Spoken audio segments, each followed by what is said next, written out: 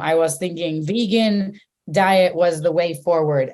If my vegan restaurants, I was doing the right thing and driving my hybrid and all that. And then I watched that video and it blew my mind because it literally was telling me that cows were not the problem, the cows were the solution. And for sure.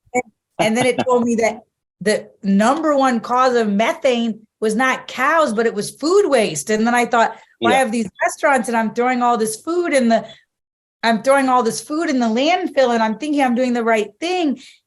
And it just like completely somehow switched my mind.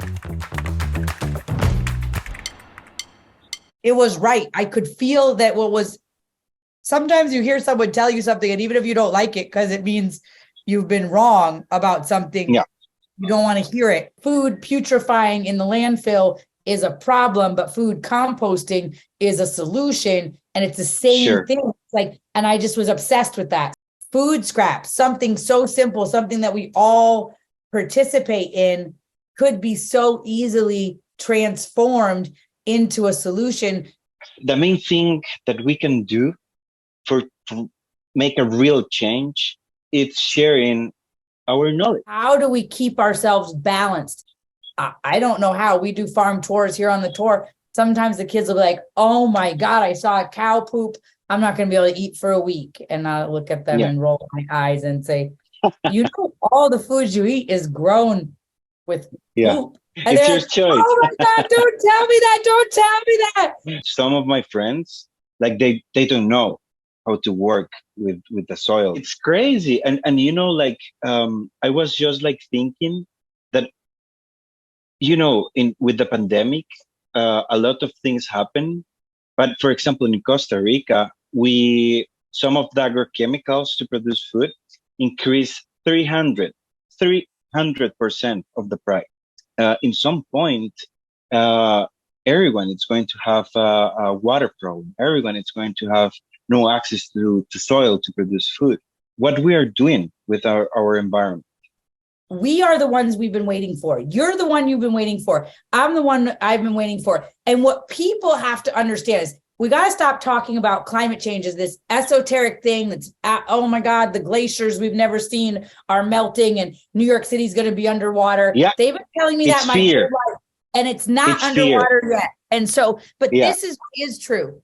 25% of the life on planet Earth lives in the top 10, 12 inches of topsoil.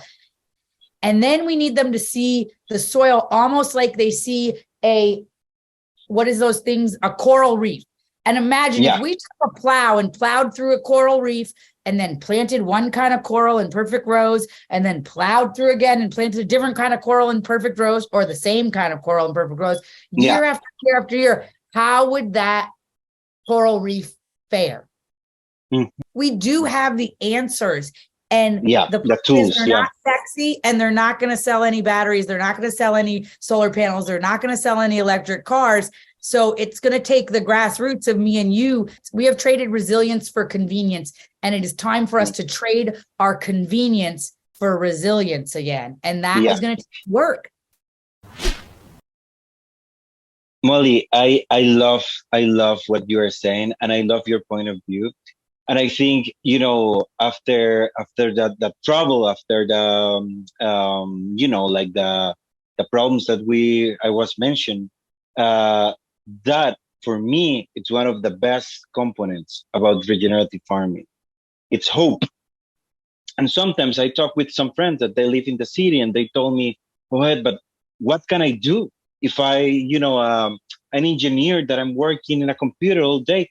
And I told them, you have your own thing. You have your own responsibilities, and you can change the way you eat. If you do that, it's enough. It's enough, you know, and if you can change and the way, the resources where you're finding your food, you're supporting people like me that, maybe I'm with the boots and the machete and the shovel working all day. And, you know, but you are supporting people like me. They make this click, right? And I told them, you know, like the city is connected for the field. And you know, like what we were saying before, it's like yeah, everything is connected. And most of the time, with all these topics about climate change, the people work with fear. And I love that we start our conversation talking about this cosmovision, about that everything is interconnected. Because for me, that interconnection is love.